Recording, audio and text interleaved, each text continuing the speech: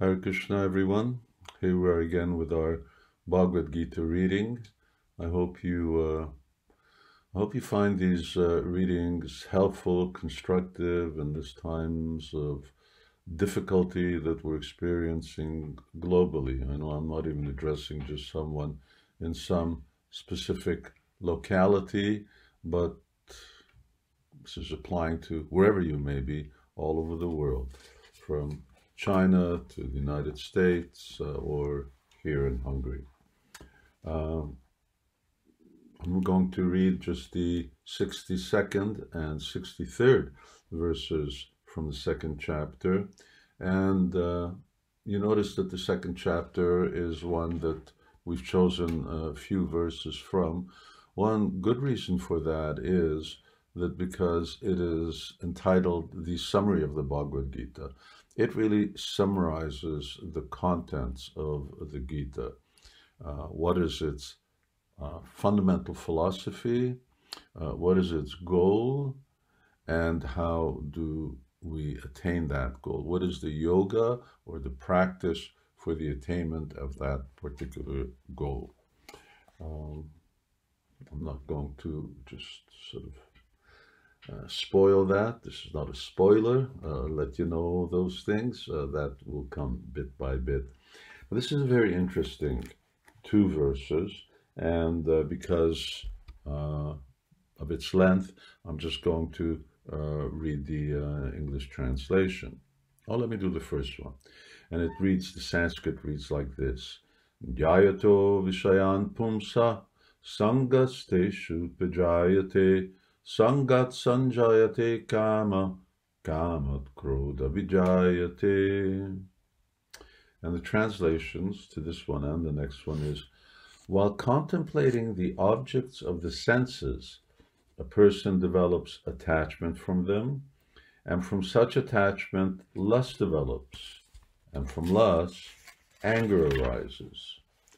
From anger, complete delusion arises, and from delusion, bewilderment of memory. When memory is bewildered, intelligence is lost, and when intelligence is lost, one falls down again into the material pool. I've heard comments from different students and followers that they feel really bewildered by this situation. They don't know where to turn left and right. Everywhere is full of danger.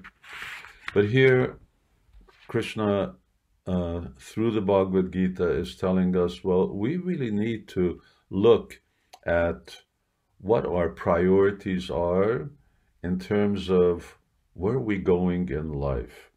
Is our life all about, just like it states here, contemplating sense objects? Are we just scanning this world to see what's the latest object of enjoyment for our senses, for our mind?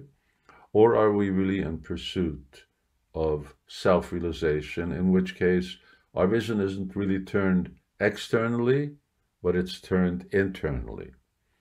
Now, this verse talks about those who would answer, well, I spend all my time looking at the world around me and thinking how I can become happier and happier and happier, which is a futile effort because happiness is something that is an internal affair.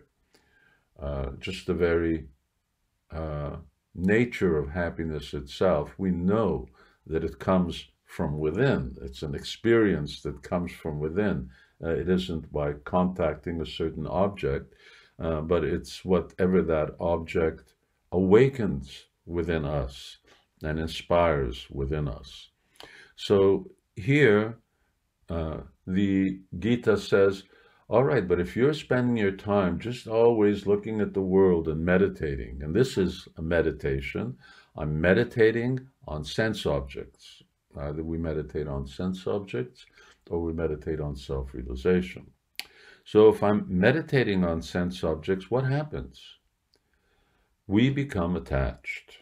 That's the whole idea of advertisement. See it enough, you become attached to it, and what happens after? Then he says, and from attachment, lust arises. So once you become attached to something, lust here means not lust in its sort of grossest sense of sensual interaction or sexual interaction, but lust meaning I have to have it. Because I became attached to something, now I have to have it. And now two things can happen. Either you don't get it, and many people in this world don't get the things that they want. Either you don't get it, or you get it, and eventually you lose it. Or eventually the happiness that it gave you wears off. I thought that this partner, this spouse, is someone who I'm going to spend my whole life with, but it turned out that all we did was just quarrel, and we divorced in a certain period of time. From lust comes anger. So this is why people become angry, because what do we use? I'm angry because I'm frustrated. Well, why are you frustrated? Because my fulfillment is frustrated. What I thought was going to give me fulfillment has now been frustrated, and so I'm angry. And then what happens? And you notice this is a process of degradation. Instead of elevation, which is what yoga is about, connecting and rising up, purifying our consciousness, this is a degradation. This is about us going down. From anger, what happens? Delusion arises. We become deluded. You have to admit, everyone gets angry sometime or another. So what happens when you get angry? You start to flush, you slur your words, you get lost to properly express yourself. So you become deluded, and sometimes you do the wrong thing. Something is very frustrating. Who knows? My telephone is just giving me so much problems, and I smash it on the floor. Well, that didn't really solve your problem of a dysfunctional telephone, because now not only do you not have a dysfunctional telephone, you have no telephone at all. So you become deluded. And what happens when you become deluded? Then bewilderment of memory. My memory, who am I? What am I really trying to do? What is the purpose of it all? And why did I really want that thing in the first place? It all becomes very cloudy. And when we become bewildered, then we lose our good intelligence. Intelligence is what controls the mind. The mind is what controls the senses. We're completely lost when our intelligence is gone. And when intelligence is lost, what happens? Then we become completely degraded. People do things that they would never otherwise do, just because the circumstances are such, and the sequence of degradation, going down the ladder instead of going up the ladder of yoga. Now I'm going down, and ultimately I perpetrate so many extraordinary things that otherwise I wouldn't do. So one more time, I'm just going to go over the sequence.